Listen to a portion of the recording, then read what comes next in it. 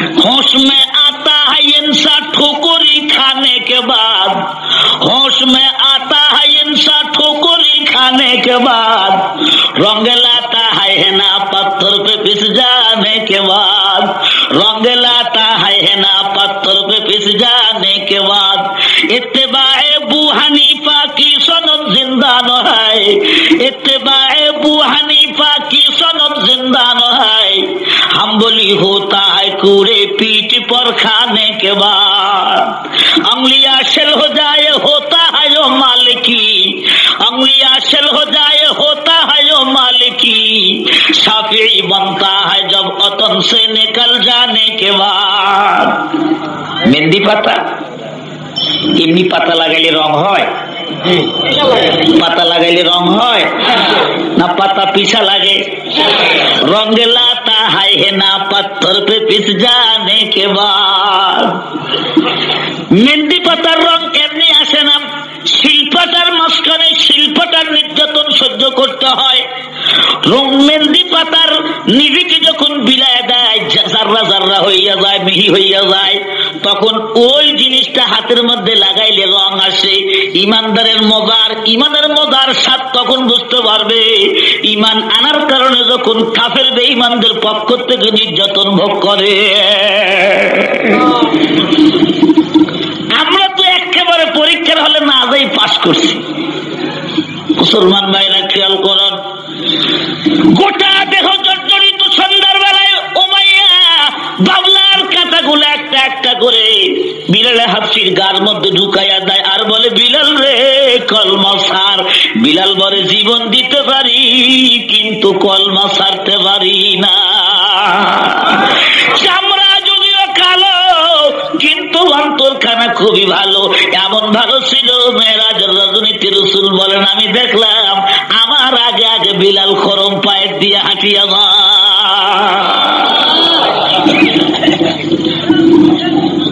বিলাল রে, ও বিলাল, তোমার জীবনের কি আমল একটু আমার কাছে বলো বাবা। ও বিলাল রে, আমি জান্নাতে তোমার খরমের দাগ দেখলাম, তুমি আমার আগে আগে গেছো।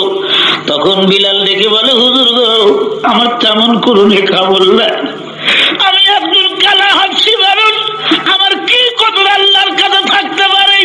আল্লাহর নবী বুকের সাথে জড়িয়ে ধরে, বিলাল রে, তোর দাম বিশ্ববাসীর কাছে কম থাকতে পারে রে। যে নির্যাতন ইসলামের জন্য তুই স্বীকার করেছিস, তামাম হাসরবাসীর মাথা যখন এক সমান থাকবে, তুই বিলাল তোর মাথাখানা আল্লাহ সবার উপর দিয়ে উঠায় দিবেন। ধরে কাম সুবহানাল্লাহ। মুয়াজ্জিনদের গলা থাকবে বড় উঁচু গলা।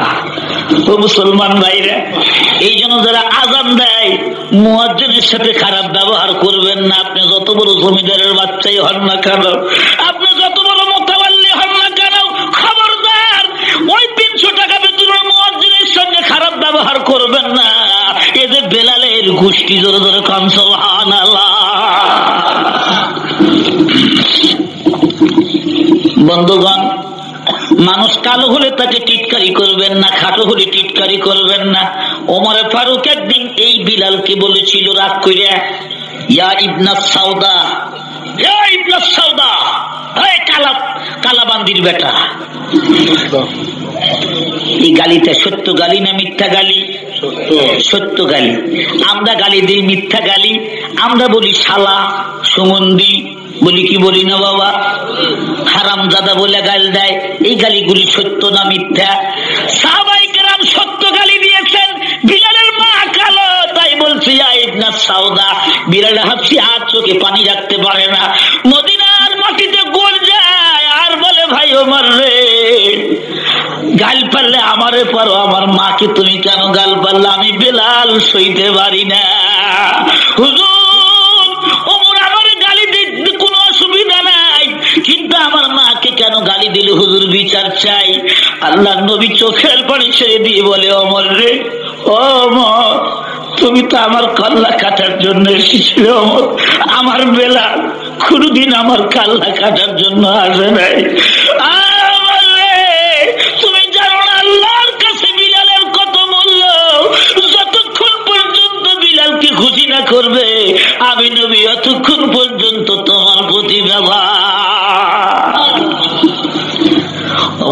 কাঁদতে কাঁদতে গিয়ে বলে, ভাই বিলাল, ও বিলাল রে, আমি জানি না তোমার মর্যাদা এত বেশি, তুমি আমারে মাফ করে দাও। হ্যাঁ, আমি মাফ করে দিয়েছি, আমি মাফ করে দিয়েছি, চলেন যাই রাসূলের দরবারে যাই। ওমর মাটিতে শুয়ে পড়ে কয়, না, অতক্ষণ পর্যন্ত আমি বুঝবো না তুমি মাফ করে দিয়েছো যতক্ষণ পর্যন্ত আমি সেই মুখ দিয়ে তোমারে গাল পারছি, তোমার কালা পাদা দিয়া যতক্ষণ পর্যন্ত আমার মুখে লাথি না মারবা অতক্ষণ পর্যন্ত আমি তোমার কদম ছাড়ব না। বিলাল বলে, না ভাই, আপনি মানুষ, আপনি আশারায়ে মুবাশশারার একজন, আপনি জান্নাতের শুভ সংবাদ প্রাপ্ত একজন মানুষ, আপনার মুখে আমি লাথি মারতে পারবো না, বেহেশতি মানুষের মুখে আমি লাথি মারতে পারবো না। আল্লাহ নবী বলে, ওমর রে, তুমি কি উঠবা না? কয় না, উঠবো না। ও বিলাল রে, ওমর আমার আশিক, আল্লাহর প্রেমিক, লাথি না মারলে ওমর উঠবে না। লাথি মারার দরকার নাই, তোমার পাটা ওমরের মুখের কাছ দিয়ে একটু ঘুরায়া না, ও তবু ওমর এখান থেকে উঠবে না। ভাইরা আমার, সাহাবায়ে কেরামের মধ্যে পরস্পরে কি মহব্বত ছিল, কত দয়া মায়া ছিল, কত মিল ছিল। এত গালি পড়ার পরেও তারা আমরা আপসের মধ্যে মিলছে। জোরে কর সুবহান। মুসলমান ভাইরা, বিলালের নাম কি পৃথিবীর মানুষ মুসলমানরা জানে না? জোরে কন, জানে না? বিলালের নামটা শুনলে আপনার চোখে কেন পানি আসলো? ওই যে বিলালের মহব্বত, আল্লাহর সাথে সম্পর্ক ভালো ছিল, তাই তো একদিন কয়, বিলাল তোতলা মানুষ, আযান দিতে পারে না, আশহাদু আন্না মুহাম্মাদুর রাসূলুল্লাহ। হুজুর গো, আপনি মুয়াজ্জিন পাল্টাইয়া দেন। উমাইয়া কষ্ট দিতে দিতে বিলালের জিহ্বাটা বাইর করে ওই জিহ্বার মধ্যে আগুনের ছাকা দিয়েছিল। ওই দিন থেকে শিন উচ্চারণ বিলাল করতে পারে না। ও আমার বন্ধুগণ, নবী আমার বলে, কার গলা ভালো রে, তোরা কালকের থেকে আযান দে। আযান ঠিকই দিল বাবা, কিন্তু 1 ঘন্টা পার হয়ে যায়, মদিনার আকাশ পরিষ্কার হয় না। হুজুর যখন বলছেন, বিলাল, কালকে ফজরের থেকে তুমি আযান দিতে পারবা না, বিলালকে আর পাওয়া যায় না। আযান ঠিকই দিচ্ছে, কিন্তু মদিনার আকাশ পরিষ্কার হয় না। বিমান বাহিনী আসলো, জিবরাইল, হুজুর আজকে কি মদিনায় মসজিদে নববীতে আযান হবে না? হুজুর বলে, গতকালের চাইতে আজকে মধুর কণ্ঠে আযান হয়েছে।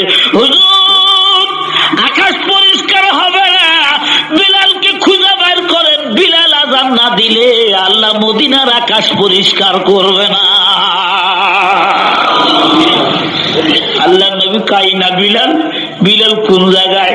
বিলাল মসজিদে নববীর মিনারের নিচে মাথাখানা মসজিদের সাথে বাড়িতেছে আর বলতেছে, মাহবুদ গো, বাদ্দিল লিসানি, বাদ্দিল লিসানি আও আযানাক, আল্লাহ ইয়া তু জবান বদল দে, ইয়া তু আযান বদল দে।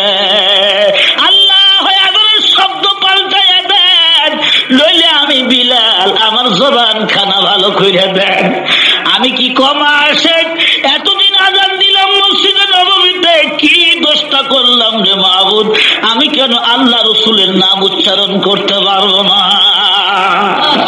নবী আমার ডেকে বলে, বিলাল রে, আয় বাবা, তুই আমার বুকে আয়।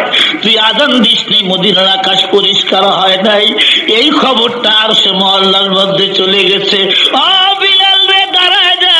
বিলাল যখন আযান দিল, এমন ভাবে পরিষ্কার মনে হয় এখন বেলা উঠে আসবে।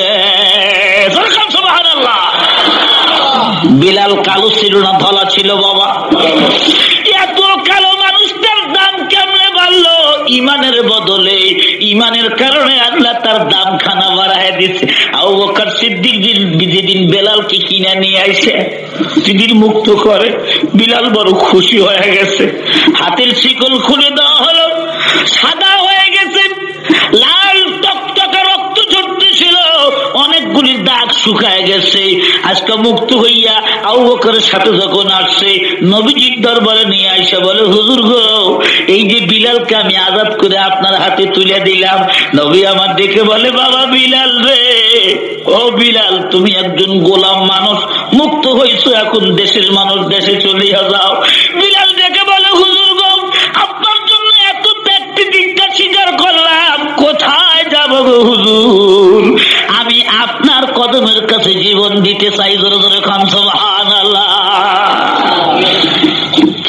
আশেক ছিলেন বিলাল।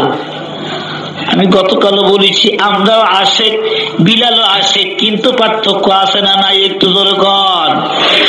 মুসলমান ভাইরা, এই জন্য কালো মানুষকে কোনো সময় হেকারতের দৃষ্টি দিয়ে দেখবেন না। কত ধলা মানুষ দুদুকে যাবে, কত কালো মানুষ হাসতে হাসতে বেহেশতে যাবে। জোরে জোরে কম সুবহানাল্লাহ। সাহাবাই কেরামের কথা আলোচনা করলে অন্তরে নূর পয়দা হয়। কি পয়দা হয়? নূর পয়দা হয়। নাযালাত আলাইহিমুস সাকিনা, সাকিনা নাযিল হয়। যখন সুবহানাল্লাহ। কার কথা আলোচনা করব? ভালো মানুষদের কথা আলোচনা করলে শান্তি পাওয়া যায় না বাবা? শান্তি পাওয়া যায়। ও মুসলমান ভাইরা, আমি আরজ করতেছিলাম 3 ব্যক্তি কালো, এক ব্যক্তি ওমরের আজাদকৃত গোলাম মাহাদা, আর এক ব্যক্তি বিলাল, আর এক ব্যক্তির নাম হলো লোকমান। ঠোঁট তার মোটা, নাক তার সেপটা, মানুষ ছিল খাটো। একদিন ওয়াজ করতেছে তারা, হাজার হাজার মানুষ তার মুখের দিকে তাকায়। মাহফিলের মাঝখান থেকে একটা লোক দাঁড়ায়, হুজুর আপনি কি ওই লোকমান নয় যে লোকমান কয়েকদিন আগে একজন মানুষের বাড়িতে আমরা 2 জন একটা মাঠের মধ্যে বকরি চড়াইছি? আমি তো সেই লোকমান। আপনার দাম এমন করে কেমন কেন বাড়লো আমি একটু জানতে চাই। লোকমান হাকিম দেখে বলে, শোনো, আমি আসলে একজনের রাখাল ছিলাম, আবার কৃতদাস পর্যন্ত